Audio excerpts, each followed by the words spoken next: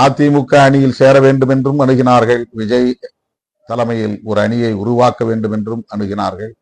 அப்போது அவர்களுக்கெல்லாம் நான் சொன்ன ஒரே விடை, மதசார்பற்ற முற்போக்கு கூட்டணியை உருவாக்கியதில், அதை வளர்த்தெடுத்ததில், கட்டி காப்பாற்றியதில் விடுதலை சிறுத்தைகளுக்கும் ஒரு பங்கு உண்டு. அது சிறிய பங்கோ பெரிய பங்கோ பங்கு உண்டு. ஆகவே அதனை பாதுகாக்க வேண்டிய பொறுப்பு எனக்கும் இருக்கிறது. என்னுடைய நலன்களுக்காக அல்லது எனது கட்சியின் நலன்களுக்காக ஒரு கூட்டணியை உடைப்பதற்கு நான் ஒருபோதும் இடம் கொடுக்க மாட்டேன் என்று மறுதளித்ததும் உண்மை. அது தவறு என்று இப்போது நான் நினைக்கவில்லை. அதுதான் சரி. அப்படி நான் முடிவெடுத்தது 100 விழுக்காடு சரி. அரசியலில் மொராலிட்டி என்பது மிக முக்கியமானது. பலர் அதை ஏமாளித்தனம் என்று கருதலாம், அரசியல் அறியாமை என்று கருதலாம். ஆனால் நான் அவ்வாறு கருதவில்லை.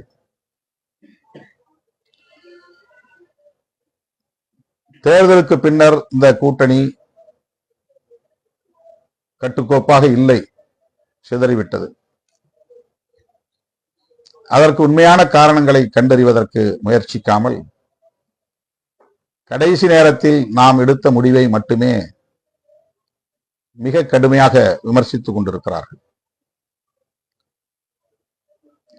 அந்த விமர்சனங்களை நான் பொருட்படுத்தவில்லை என்றாலும் கூட அது இயக்க தோழர்களிடையே பெரும் தாக்கத்தை ஏற்படுத்தி வருகிறது என்பதை மறுத்துவிட முடியாது. திருமாவளவனுக்காக வக்காலத்து வாங்கி பேசுவதற்கு ஊடகங்களில் யாரும் இல்லை. பதவி ஆசை பிடித்தவராக இருந்திருந்தால் முதலில் சட்டமன்ற உறுப்பினரானவர் 2 ஆண்டுகளில் அந்த பதவியை துறந்திருப்பாரா? பதவி ஆசை இருந்திருந்தால் அவர் அப்படி பதவியை ராஜினாமா செய்திருப்பாரா என்று எனக்காக வாதாட இங்கு யாரும் இல்லை. பதவி ஆசை இருந்திருந்தால் பாஜக அமைச்சரவையில் கூட இடம்பெற முடியும் என்கிற ஒரு வாய்ப்பு இருந்த நிலையில் அல்லது அழைப்பு வந்த நிலையில் அதனை திருமாவளவன் தவிர்த்திருப்பாரா? அதை பயன்படுத்தி இருக்க மாட்டாரா? இந்திய ஒன்றிய அரசில் அமைச்சரவையில் அவர் இடம்பெற்றிருக்க மாட்டாரா?